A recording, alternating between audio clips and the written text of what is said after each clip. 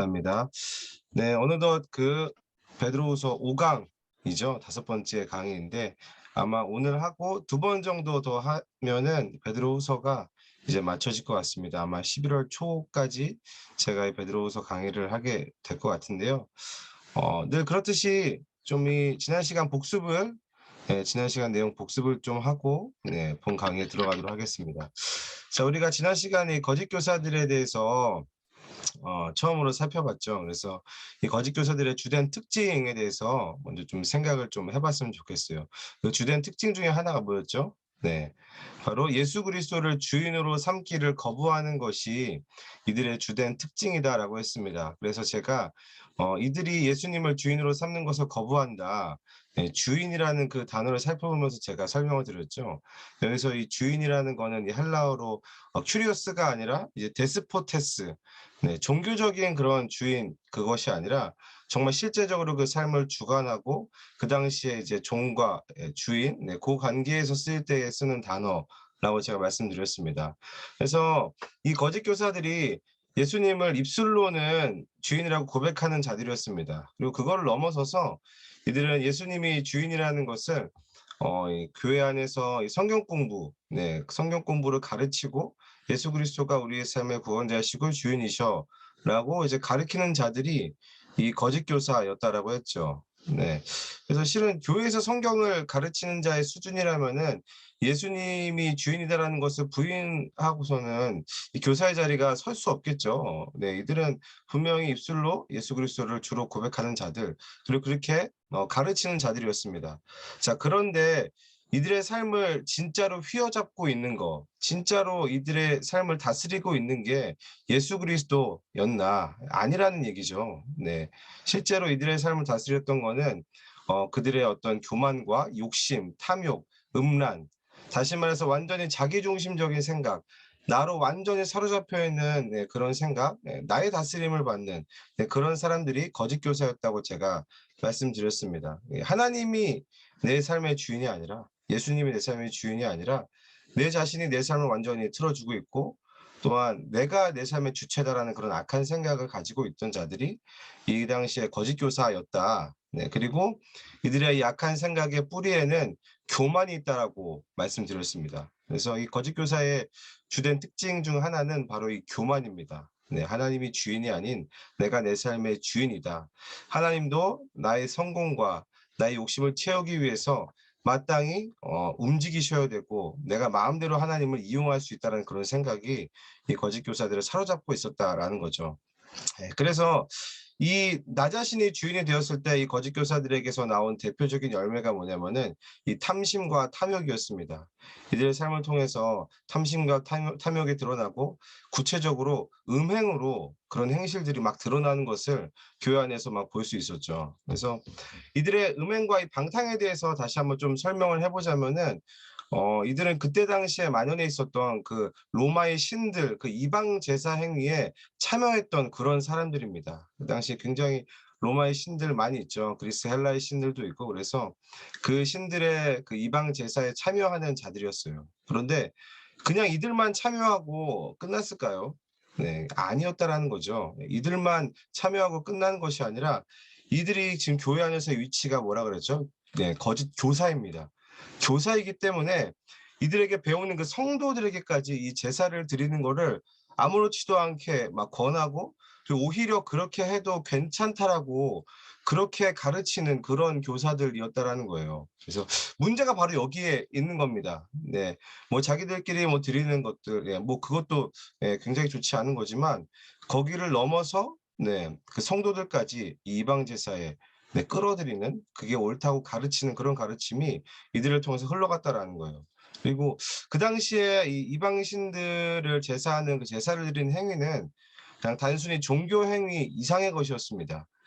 그냥 뭐 신앙심으로 뭐 그냥 뭐 이방 신을 섬기는 이 정도가 아니라 사회생활의 아주 중요한 요소 중에 하나가 그 당시 로마의 신들에게 예배를 드리는 그런 행위였거든요. 그래서 제가 저번에도 한번 여러 번 말씀드렸던 게 있는데 뭐 예를 들어서 고린도와 같은 이 항구 도시에서는 이 고린도의 장사꾼들이 이제 아프로디테 신전에서 이제 아침에 여성 사제들과 문란한 이제 성관계를 맺는 그 제사를 한 다음에 이 상인들끼리 상인회 아침 조회를 하는 거예요. 그래서 그 아침 조회를 가지고 거기서 오늘 어떻게 장사를 할 것인지, 분위기는 어떤지 이런 조율이 이루어지는 거거든요. 그래서 만약에 이런 사회 분위기 속에서 예수님을 믿는다고 이 아침 조회에 빠진다고 하면은 어떤 대우를 받게 될까요?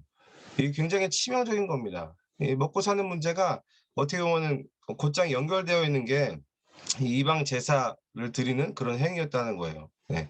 그래서 당시에 이 초기교회에서는 이 이방 제사를 금했죠. 네. 그렇게 자연스럽게 이 경제적인 불이익을 감내해야 하는 그런 상황이 발생된 겁니다. 자, 이러한 상황의 맥락이 있는 거예요. 네. 이런 맥락에서 교회에서 성경을 가르치는 교사가 "그거 괜찮아. 아 그거 우리 주님도 이해하실 걸." 하면서 "나도 그거 드리고 있어."라고 하면은 이 성도들이 그걸 어떻게 받아들일까요? 예. 굉장히 그냥 그대로 받아들이는 거예요. '아 이거 괜찮구나. 저 성경을 가르치는 저 교사가 저 선생이 이거 괜찮다고 나한테 가르치니까 아 이거 문제 없구나. 아 그럼 그렇지.' 하면서 똑같이 그렇게 이방 제사가 있는 곳에 가 가지고 그 예배를 드리게 된다라는 겁니다. 그렇게 거짓 교사들의 가르침으로 인해서 교회 안에 음란이 흘러들어오는 거예요. 이 음란이 흘러들어오는 통로가 바로 이 거짓 교사였다. 네. 그리고 더 처참한 결과가 뭐였냐면은 바로 이들의 말을 하나님의 말씀처럼 이들이 따르게 된다라는 거예요. 네. 이방 제사에게 제사를 드리고 그들과 사회생활을 하면서 뭐 당연히 이제 먹고 사는 문제들이 그전과는 달라졌겠죠. 네. 근데 그러면서 이 거짓 교사들의 말을 마치 하나님의 말씀처럼 그렇게 따르고 순종하게 되었다. 네. 그래서 결국 이 거짓 교사들의 목적이 무엇이었습니까? 네. 이 성도들을 자신들의 이익을 삼는 데에 그렇게 이용했다라는 거죠. 이게 베드로후서 2장 3 절에 나와 있는 거죠. 그래서 결국에 이 성도들을 자신의 탐욕을 채우는 그런 도구로서 사용해 버리는 그런 일들. 특히 자신들의 입술에서 나오는 그 지어낸 말들, 하나님의 말씀과 자신들의 욕심을 교묘하게 섞어서 "이게 하나님의 권위 있는 말씀이다."라고 말하면서 그 거짓 교사가 원하는 방향대로 성도들을 틀어지고 마구 흔드는 그렇게 자신의 이득을 위해서 이용하는 일들이 교회 안에 발생되었다라는 거죠. 자, 그렇다면은 이들의 행실을 종합해 보면서 우리가 1장 우리가 한 3 시간 정도 배웠죠. 네. 3강 정도 배웠는데 그 베드로가 1 장에서 제시했던 그 내용들과 이들의 삶을 좀 비교하면 어떨 것 같습니까? 먼저는 이들에게 있어서 그 신적 성품이라는 게 존재할까요? 네. 그 신적 성품 기억나시죠? 믿음에서부터 형제와의 사랑으로 결말되어지는 형제를 사랑하고 그들을 품어주는 정말 그들의 이익을 위해서 그들의 잘됨을 위해서 빌어주는 그런 신적 성품이 이들 가운데 있었을까? 아니란 말입니다. 네. 자기의 이익과 탐심을 채우는 것 그거 이상도 이하도 아니었다라는 거죠. 그리고 또한 이들 가운데 하나님의 말씀을 올바르게 성경을 해석하는 그러한 태도들이 있었을까요? 없었던 거죠. 네. 그저 탐심과 탐욕이 성경 해석의 기준이 돼서 자기 마음대로 자의적으로 성경을 해석해 버리고 그렇게 가르치는 자들이 바로 거짓 교사였다라는 겁니다. 네. 그래서 베드로는 이들과 비슷한 자들을 이제 막 구약의 인물들을 이제 뭐 천사도 우리가 살펴봤고 또 노아 홍수 때에 이제 심판받은 자들 그리고 이제 소돔과 고모라 성 사람들의 예를 들면서 이들을 한마디로 이렇게 정의했죠. 신적 성품과 관련해서 정의를 했는데요. "경건하지 아니한 자들이다." 네. 이들의 삶 가운데는 조금도 이런 신적 성품들이 열매 맺어지지도 않고 "이런 신적 성품과는 아무런 상관도 없는 자들이다."라고 못을 박았다라는 거예요. 이게 단순히 그냥 뭐 예수님을 믿고 성품이 좋아졌네 안 좋아졌네 이런 문제가 아니라 제가 신적 성품에 대해서 이야기할 때에 그 시작이 뭐라고 했죠? 네. 신적 성품의 시작. 네. 믿음이라고 했습니다. 지금 믿음의 문제 근본적인 거죠. 네. 그 근본적인 믿음의 문제부터 잘못된 자들이 이 거짓 교사다라고 베드로는 이야기를 하는 거예요. 그래서 베드로는 지금 이 2 장에서 굉장히 적나라하게 이들을 폭로하고 있거든요. 네. 거짓 교사들의 어떤 잘못된 부분들과 그들의 행위의 문제점들을 되게 적나라하게 이야기하고 되게 강한 어조로 이들을 비판하는데 이 거짓 교사들을 폭로하면서 이런 질문을 하는 거예요. "너희들이 봤을 때에 이 사람들은 정말로 예수 그리스도를 믿는 사람인 것 같아?" 이 질문을 하고 있는 거예요. 되게 근본적인 질문입니다. 그런데 오해는 하지 말아야 되는 게 지금 베드로가 "이들이 지옥이 확정되었다." 무슨 짓을 해도 이들은 지옥 간다. 그거 내가 보장한다. 이렇게 이야기하는 게 아니에요. 네. 이렇게 이야기하는 거 아닙니다. 결국에는 우리가 구원받는 거 있잖아요. 우리가 구원받는 거는 아무도 몰라요. 주님만 알고 있습니다. 네, 절대 주권이에요. 하지만 성령께서 주시는 확신으로 우리는 확신할 수 있는 거죠. 네, 그런데 베드로가 지금 이들의 삶을 보면서 이렇게 이야기하는 거예요. 이런 정도의 삶의 결이 있다라면은 이들은 정말로 예수 그리스도를 믿는 사람인지 너희가 한번 생각해 봐라.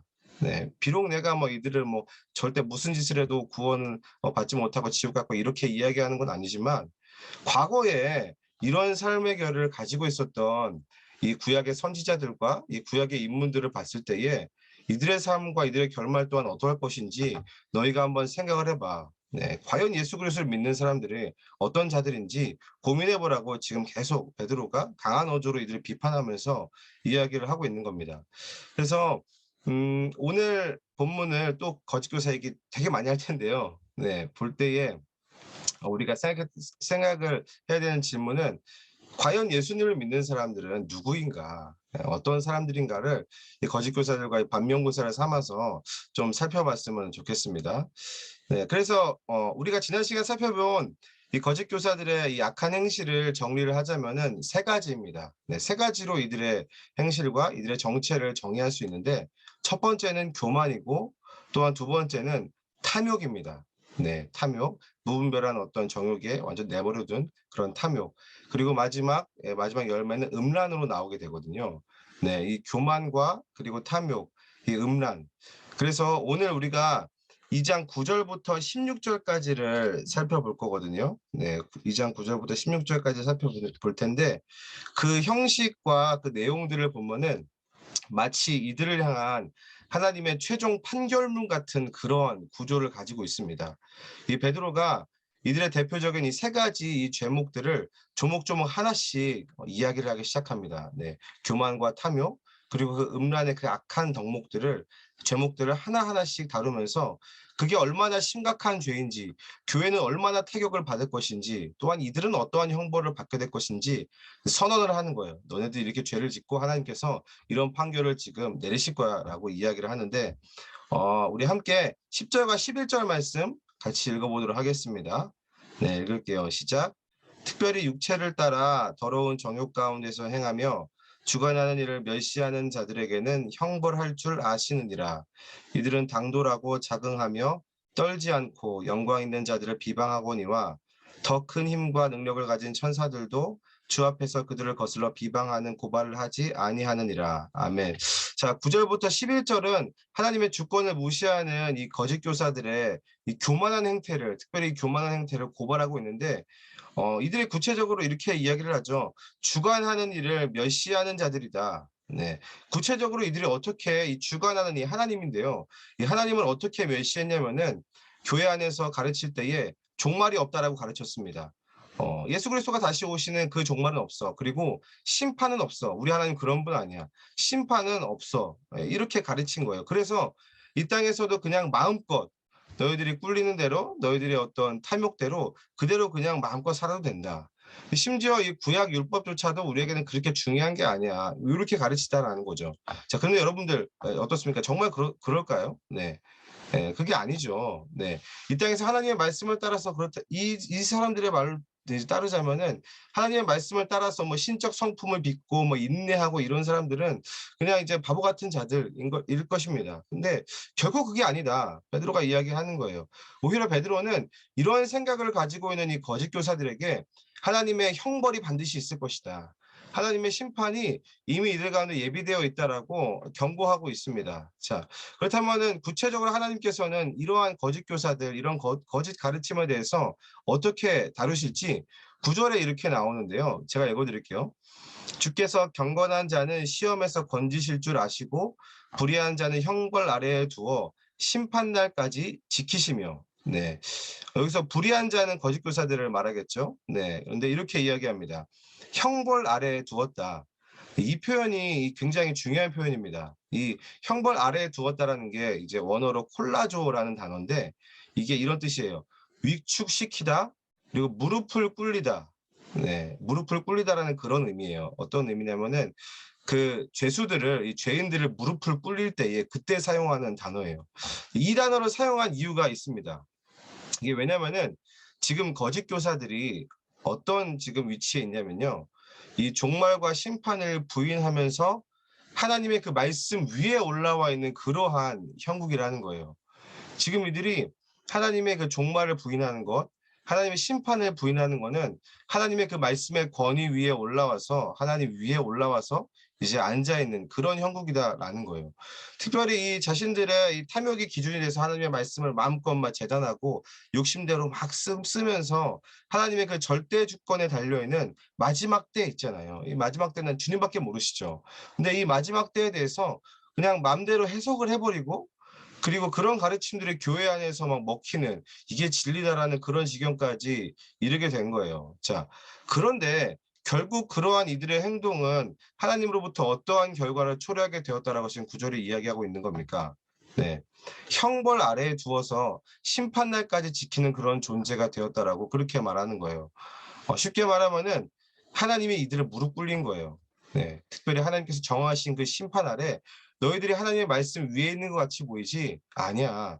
쟤네들 실은 저런 행위들 자체가 하나님께서 미리 예비하신 그 형벌 아래에서 무릎 꿇고 있는 그 그림을 너네가 봐야 돼. 라고 이야기하는 거예요. 하나님께서 정하신 형벌 아래 무릎 꿇려신 거죠. 이 결국 인간이라는 존재는 어떻게 하든지 하나님의 그 권위와 그 손 아래에 있을 수밖에 없어요. 이거 벗어날 수가 없습니다. 그래서 이 세상에 아무리 높은 권위와 아무리 뭐 힘센 사람인들 결국에는 그 하나님의 권위 아래에 있을 수밖에 없다. 그래서 다시 말해서 거짓 교사들이 지금 착각을 하고 있는 그런 셈인 거죠. 네, 종말이 없고 하나님의 심판이 없다라고 네 그렇게 이야기하는 거짓 교사들도 결국에는 하나님의 그 형벌 아래에 그 심판 아래에 두어서 무릎 꿇려지는 그 존재라고 선포하고 있는 겁니다. 여러분 우리가 이 시간 있잖아요. 시간과 이 때와 시기들 이거 조절할 수 있습니까? 네, 이거 조절 못해요. 누구도 그걸 조절하지 못합니다. 그렇지 못한 존재가 바로 인간이에요. 그런데 하나님은 어떤 분이십니까? 하나님은 시간과 공간을 초월해서 계신 분. 예, 그 모든 하나님께서 정하신 때를 반드시 이루시는 분이고 시간과 공간을 다 다스리면서 하나님의 뜻이 하나도 이제 어그러지지 않게 운행하시는 분이 바로 우리 하나님이십니다. 그러한 하나님이 이 거짓 교사들의 말에 조종당하시겠습니까? 네, 조종당할 수 없다라는 거예요. 네, 우리는 우리의 뜻대로 하나님을 조종할 수 없는 그러한 사람들입니다. 오히려 우리가 하나님의 뜻을 깨달아야 하는 존재고 그 하나님의 뜻에 우리가 순복해야 하는 그 존재임을 우리가 이 거짓 교사들을 보면서 기억해야 된다라는 거죠. 언젠가 이루어지고야 마는 것이 바로 하나님의 뜻인 줄을 믿으시기 바랍니다. 네. 그래서 결국엔 거짓 교사들은 자신들의 교만으로 인해서 하나님의 권위 아래에서 이제 심판을 당할 것이다. 베드로가 이렇게 선포하고 있는데 이어서 12절과 13절에는 계속해서 이렇게 묘사를 하고 있어요. 우리 12절과 13절도 우리 같이 읽겠습니다. 시작. 잡혀 죽기 위하여 난 이성 없는 짐승 같아서 그 알지 못하는 것을 비방하고 그들의 멸망 가운데서 멸망을 당하며 불의의 값으로 불의를 당하며 낮에 즐기고 노는 것을 기쁘게 여기는 자들이니 점과 흠이라 너희와 함께 연애할 때에 그들의 속임수로 즐기고 놀며 네. 그 첫 번째로는 이 베드로가 거짓 교사의 교만을 다뤘다면은 두 번째는 뭘까요? 네. 두 번째는 이제 탐욕입니다. 탐욕. 네, 12절부터 13절에서 구체적으로 다루는 거는 이 거짓 교사들의 탐욕인데 그들의 묘사를 좀 한번 이제 볼 필요가 있어요. 이 12절을 보면은 이렇게 묘사하죠. 본래 잡혀 죽기 위하여 난 이성 없는 짐승과 같다. 네, 우리가 이 뉴스에서 이 흉악한 범죄자들을 볼 때에 보통 이렇게 이야기할 때가 있죠. 아, 저 사람이 저거 사람 새끼냐, 짐승 새끼 아니야? 막 이렇게 죄송합니다. 네, 새끼라고 해서. 네, 예, 지금 저만 그런가요? 네.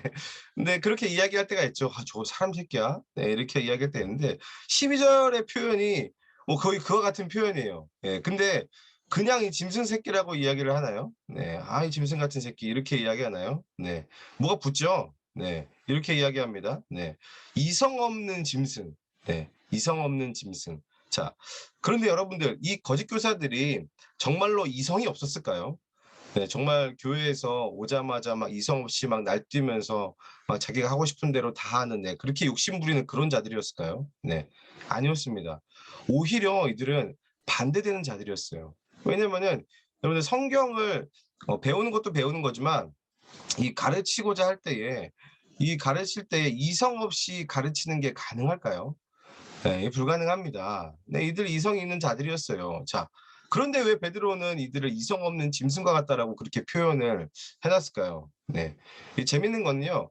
여기서 이 이성이 없다라는 그 단어입니다. 네, 이게 원어로 알로고스라는 그런 단어거든요. 네, 이게 특히 로고스 여러분들 아시죠? 로고스 뭐 이성을 가리키기도 하고 하는데 말씀을 가리키는 단어입니다. 네, 근데 이 앞에 R이 붙었죠. 알 로고스라는 거는 어 말씀이 없는 자들, 예, 말씀이 없는 상태를 지금 이야기하는 겁니다.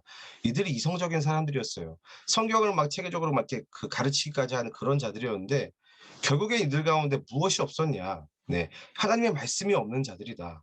하나님의 말씀의 기준이 없는 자들이 바로 이 거짓 교사였다라고 그렇게 폭로를 하면서 이성 없는 짐승과 같다라고 베드로가 이야기하는 거예요. 다시 말해서 이들의 가르침 자체에 하나님의 말씀의 그 기준 자체가 없었다라는 거예요. 무엇이 기준이었을까요? 이들의 탐욕이 기준이었습니다. 탐욕이 하나님의 말씀을 해석하는 그런 기준이 돼서 자신들의 탐욕의 기준으로 하나님의 말씀을 가르치고 또 하나님의 말씀을 속이고 가리우는 사람들이 이 거짓 교사들이었죠. 그래서 13절은 이들의 이 교회에서 활동하는 모습을 보면서 속임수로 즐기면 논다라고 그렇게 이야기를 하고 있습니다. 그래서 그저 교인들을 그냥 교묘하게 이렇게 꼬여내는 것뿐만이 아니라 하나님의 말씀을 탐욕의 기준으로 해석해서 가르치는 것 그 자체를 이야기하고 있는 겁니다. 이게 굉장히 무서운 거예요. 네, 하나님의 말씀을 그냥 가르치는 게 아니라 그것을 해석하는 렌즈를 껴주는 거예요. 네, 이 렌즈가 한번 들어가면은 그냥 모든 말씀이 다 그 렌즈로 통해서 보여지는 것처럼 굉장히 치명적인, 네, 탐욕의 렌즈를 끼워주는 그런 일을 했던 사람들이 거짓 교사였어요. 그래서 13절에서 베드로가 이들을 이렇게 표현하는데 점과 흠이라고 합니다. 이들이 점과 흠. 여러분들이 점과 흠이라고 했을 때에 혹시 뭐가 가장 먼저 떠오르십니까? 네. 이게 막 얼굴에 난 이 점들 언젠가 이제 겨울이 됐으니까 이제 딱 점 빼기 좋은 계절이다. 요런 거 생각나시나요? 네. 저는 뭐가 생각나냐면요. 이 레위기가 생각났어요. 네. 뭐 목사라서 이게 레위기가 바로 생각난 거일 수도 있겠지만 이 레위기를 보면은 어떤 내용이 레위기의 주를 이루고 있습니까? 네, 하나님께 이 제사를 드리는 이야기가 레위기의 전반을 이루고 있죠. 하나님께 어떻게 제사를 드릴 것인가, 또한 어떠한 제물을 드릴 것인가 이야기를 할 때에 이 제물에 대한 이야기가 많이 나오잖아요. 그런데 여러분들 하나님에게 드릴 수 없는, 네, 드릴 수 없는 그 제물의 요건 중에 무엇이 있는 줄 아십니까? 네, 점과 흠이에요. 이 점과 흠이 있는 것들은 여호와 앞에 제물로 드릴 수 없다라고 레위기에 나와 있습니다. 네, 그때 가리키는 그 단어가 점과 흠이에요. 하나님 앞에 드릴 수 없는 것. 네, 여러분들 이 점과 흠의 제물을 하나님께 드리면 어떤 일이 발생될까요? 네, 하나님이 심판을 받는 거예요. 하나님께서 말씀하신 것을 벗어나서 다른 재물을, 네, 점과 흠이 있는 재물을 드렸을 때에 심판을 받게 되는 겁니다. 그런데 이 거짓 교사들을 보고서는 점과 흠이라고 이야기하는 건 무슨 말일까요? 네, 이들이 반드시 심판을 받게 될 거야. 마치 하나님 앞에 점과 흠이 있는 그런 흠이 있는 짐승들을 드리는 것처럼, 그래서 하나님의 심판이 반드시 임하는 것처럼 이 거짓 교사들 또한 그렇게 될 것이다 라고 베드로는 묘사를 하고 있는 거예요. 자, 그리고 결국에 이 거짓 교사들이 이 교회 모임 중에서 본색을 드러내기 시작합니다. 네, 어떤 본색이냐면은 14절 우리 같이 또 읽을게요. 시작. 음심이 가득한 눈을 가지고 범죄하기를 그치지 아니하고 굳세지 못한 영혼들을 유혹하며 탐욕에 연단된 마음을 가진 자들이니 저주의 자식이라. 자, 먼저 14절에서 이들이 노리는 대상에 대해서 이렇게 명기를 하는데 굳세지 못한 영혼들이라고 이야기를 해요. 네, 굳세지 못한 영혼들. 이 1장의 문맥에서 보면은 아직 예수 그리스도를 아는 일과 또한 신적 성품을 빚어가는 일에 굳세지 못한 자들을 가리킵니다. 네, 베드로가 이렇게 이야기했죠. 너희들은 이제 부르심과 택하심을 굳게 하라, 굳세게 하라. 이 베드로가 굉장히 좋아하는 단어라고 제가 저번에 강의 시간 때 말씀드렸죠. 아직 굳세지 못한 그런 자들, 신적 성품과 하나님을 알아가는 데 있어서 성경을 해석하는 데 있어서 굳세지 못한 자들을 이들이 타겟팅을 잡는다. 라고 이야기를 합니다. 자, 근데 이들을 유혹하는 이유가 뭘까요? 네. 이들을 유혹하는 이유가 바로 자신의 탐욕에 이득을 삼기 위해서 이들을 유혹하고 흔든다라는 겁니다. 그래서 이어지는 이 문장을 보면은 이들의 마음을 두고서 이렇게 이야기를 해요. 탐욕에 연단된 마음을 가진 자들이니 저주의 자식이라. 네, 이 성도들을 자신의 탐욕의 어떤 이득을 취하는 걸로 도구를 삼고자 그들에게 접근을 하는데 이들의 마음을 두고 탐욕의 연단이 되었다라고 이야기를 합니다. 네, 여러분 이 연단이라는 거 기본적으로 우리가 신적 성품에 한번 비교를 해보자면은 인내와 같은 거예요. 네, 우리가 살펴봤듯이 이 인내라는 용광로에 들어가서 경건이라는 작품이 만들어지잖아요. 네, 그런데 이들은 이 인내라는 용광로에 들어가는 대신에 어디에 들어가는 자들이죠? 네. 성품으로 보자면요. 네. 탐욕에 들어가는 자들이에요. 탐욕에 계속해서 머물러 있는 겁니다. 지금 거짓 교사의 실체를 신적 성품과 이렇게 대조하면서 지금 이야기를 하는 거거든요. 네. 이 신적 성품에 참여하는 자는 이 인내의 시간을 보냈을 때에 인내에 계속해서 머물고 하나님께서 말씀하신 그 말씀과 올바른 말씀 가운데 머물렀을 때에 이 경건이라는 작품이 나왔죠. 그런데 이 탐욕에 계속 머물러 있는 이 경우 네, 어떤 결말이 맺어진다고 이야기하죠? 네. 저주의 자식이라. 네. 이게 이들의 결말입니다. 탐욕이라는 그 용광로에 머물러 있는 계속해서 그 탐욕관에 머물러 있는 이 거짓 교사들의 그 열매와 작품은 저주의 자식이다. 네. 이것이 거짓 교사들을 향한 이 베드로의 아주 결정적인 선언이자 선고문이에요. 저주의 자식. 이게 그냥 욕이 아니에요. 이게 욕이 아니라 이들의 정체성에 대해서 아주 정확하게 베드로가 이야기를 하는 겁니다. 실은 우리는 이제 예수 그리스도를 믿음으로 하나님의 자녀가 되었죠. 네. 비록 이제 뭐 바울도 에베소서 2장 3절 보면 우리가 본래는 본질상 뭐 진노의 자녀였다, 뭐 저주의 자녀였다 이렇게 표현을 하지만 예수님을 주인으로 믿고 인정함으로 인해서 사랑받는 하나님의 자녀가 된 거죠. 네, 하나님의 자녀가 되었습니다. 자, 그런데 이 교회 안의 거짓 교사들은 어떻다라고 지금 베드로가 선언하죠? 네, 저주의 자식이다. 네, 이게 무슨 말이냐면은 이들은 처음부터 믿은 적도 없다라는 말을 하고 있는 거예요. 네. 자, 그렇다면 베드로는 그걸 어떻게 알 수 있을까요? 네. 아까도 제가 이야기했듯이 이들은 예수 그리스도를 입으로 이렇게 시인한 자들이고 물론 이제 로마서에서 바울이 입으로 그 예수님을 시인한다라는 그 말에 있어서는 그냥 우리가 뭐 교회 가서 영접기도 한다라는 게 아니라 그 당시에는 예수님을 입으로 시인한다라는 건 그래? 너 그러면 죽어야겠다. 그냥 죽음을 담보로 하는 진짜 목숨을 걸고서는 그 고백을 하는 그 맥락이 있기 때문에 실은 입으로 시인해서 뭐 구원을 받는다 이 얘기를 바울이 하는 거거든요. 근데 어떻든 간에 지금 베드로는 이들의 삶의 열매를 봤을 때에 이거는 너는 처음부터 믿은 적도 없는 자들인 것 같아. 라고 판결을 내리는 거예요. 특히 이 말씀을 베드로가 그냥 혼자서 자의적으로 얘기한 게 아니라 이 예수님께서 이 거짓 선지자들에 대해서 말씀하신 부분이 있습니다. 이 마태복음 7장 15절에서 이렇게 말씀하세요. 열매로 그들을 알 수 있을 것이다.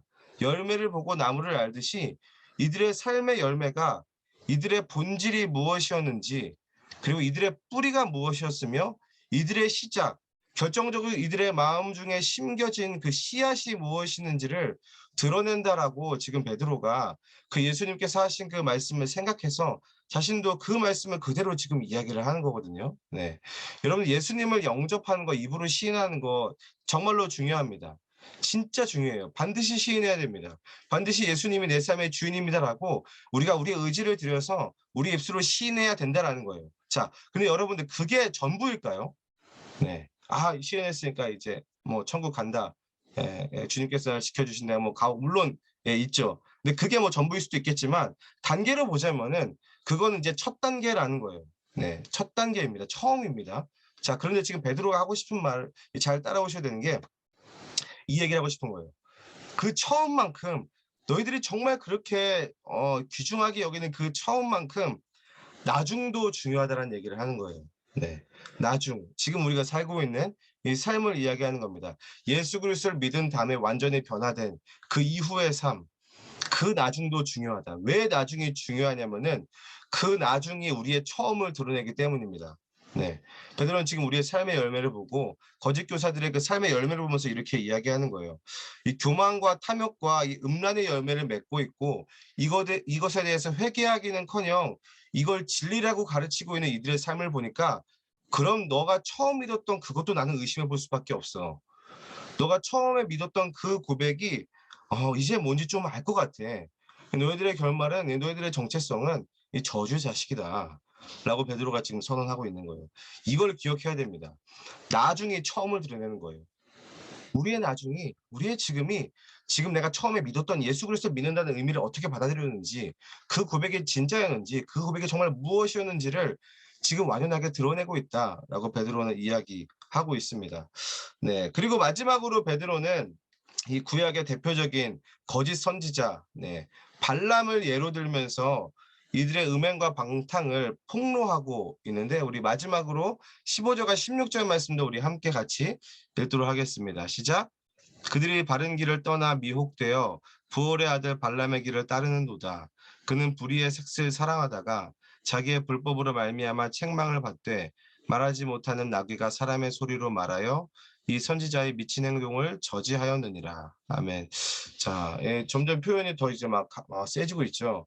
근데 이 15절과 16절을 이해하려면은 먼저 이 민수기 22장에 나오는 이 발람 이야기를 우리가 먼저 좀 이해를 해야 됩니다. 실은 뭐 다 알고 계시겠지만 이 발람 이야기 이거죠. 이스라엘 백성들이 이제 모압 평지에 이제 진을 치고 있을 때에 뭐 가나안 땅에 들어가기 직전인 것 같아요. 근데 그 전에 이제 모압 왕 발락이 이제 그 부올 땅에 사는 선지자 발람을 불러가지고 쟤네들 너무 세지고 힘들 것 같으니까 저주를 좀 해줘라.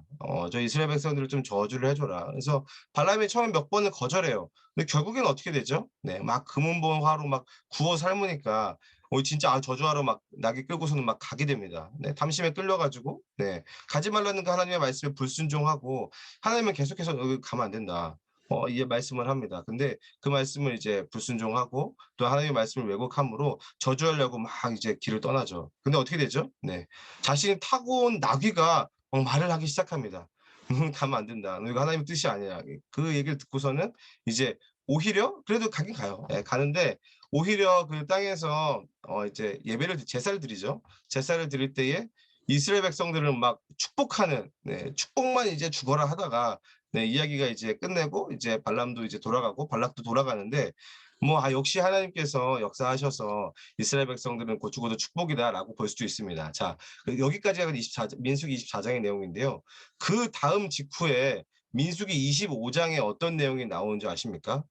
25장을 보면은 이 이스라엘 백성들이 이 부올산에서 드리는 이 음란한 이 예배를 보면서 이들에게 모압 여인들이 찾아가거든요. 근데 이들이 스스로 그들과 함께 어울리기 시작합니다. 뭐 발람 선지자가 가가지고 막 꼬드기고 이게 아니라 그런 장면들을 다 이렇게 보여준 거예요. 네, 그 제사, 음란한 제사들. 네, 그리고 그 모압 여인들이 찾아갔을 때 이스라엘 백성들이 그들과 함께 그 음란한 그 제사 가운데 들어가게 되면서 이 이스라엘 백성들 가운데 음란이 흘러가기 시작하는 거예요. 그 통로를 여는 그 꾀가 바로 발람의 꾀입니다. 이 발람이 그래서 대표적인 약한 거짓 선지자로 지금 이제 이야기를 하는 거예요. 이 발람은 이스라엘을 비록 축복하는 그런 말을 했지만 그 제사 자체가 굉장히 음란한 이방 제사였고 이스라엘 백성들이 그 제사를 보고 그리고 찾아온 이 모압 여인들을 그들이 스스로 받아들임으로 음란이 흘러들어오게끔 그런 비밀을 제공한 사람이 이 발람 선지자입니다. 그래서 결국에는 이 음행으로 몇 명이 죽었을까요? 몇 명이 죽었겠습니까? 성경에 보면 전염병으로 2만 4천 명이 하나님 앞에 그대로 죽었다라고 그렇게 이야기가 나옵니다. 그래서 이 발람의 행태가 지금 교회 안에 들어와 있는 거짓 교사들의 행태와 너무도 똑같다. 근데 결국에는 이 발람이 어떻게 죽냐면 이제 칼로 찔러서 죽게 되거든요. 자기 멋대로 해석한 그런 해석의 말씀들을 이스라엘 백성들에게 흘려보내고 또한 그 꾀로 인해서 이스라엘 백성들이 음란을 받아들이게 함으로 발람은 그렇게 죽게 됩니다. 그런데 지금 이 거짓 교사들이 이 발람과 똑같다라는 거예요. 계속해서 실은 베드로가 이 부분을 강조하고 막 세게 말하고 막 저주의 자식들이다. 반드시 멸망할 것이다라고 이야기하는 게 지금 교회가 처해 있는 상황 때문에 그렇습니다. 어떤 상황이냐면은 지금 마치 이 발람 선지자가 있고 발람 선지자 앞에 이제 모압 여인들의 그 이방 그 음란한 제사를 받아들이기 직전에 뭐 이미 받아들인 자들도 있고 그 이스라엘 백성들과 같은 그런 상황이 지금 이 교회의 상황이기 때문에 베드로 입장에서 굉장히 급한 거예요, 지금. 굉장히 급하기 때문에 이들을 막 예를 들면서 그리고 굉장히 강하게 이들을 비판하면서 그렇게 이야기를 하고 있는 겁니다.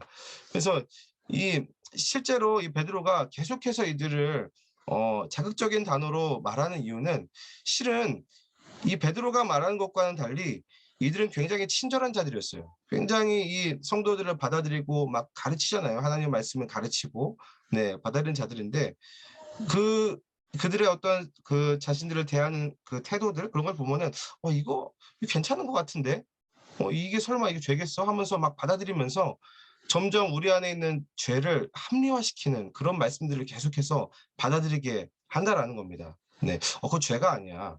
너 가 가지고 뭐 이방 제사 드리는 거 그거 먹고 살기 위해서 뭐 당연히 할 수 있는 거지 하면서 교묘하게 이 교회가 음란 가운데로 빠질 수 있게끔 네 그런 통로들을 네 마련해 주기 때문에 지금 이 베드로는 이 거짓 교사들을 굉장히 강한 어조로 비판하면서 이들의 이제 정체를 이제 탄로시키고 빛 가운데 드러내는 그런 일들을 하게 되는 거죠. 네. 여기까지고요.